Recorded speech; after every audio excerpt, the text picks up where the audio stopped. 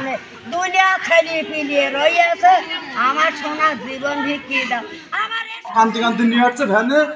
এইটা শুনি মনে করেন আমরা এইদিকে দৌড়াইছি এইদিকে কাজের হসপিটালে রেখেছে ওখানে বলছে যে ভালো না বাড়ি নিয়ে যাও হয় বাড়ি নিয়ে যাও এখন বাড়ি নিয়ে যাওয়ার উদ্দেশ্যে ভ্যানের পরে রেখেছে ও মনে হয় একটু নই টই উঠেছে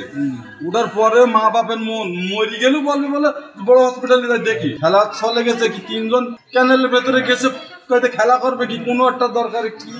কারণ উড়ি ভেতরটাই অবস্থা এর নাম নয়ন বাবার নাম মোহাম্মদ রুবেল হোসেন বিল্ডিং এর নিচে মনে করেন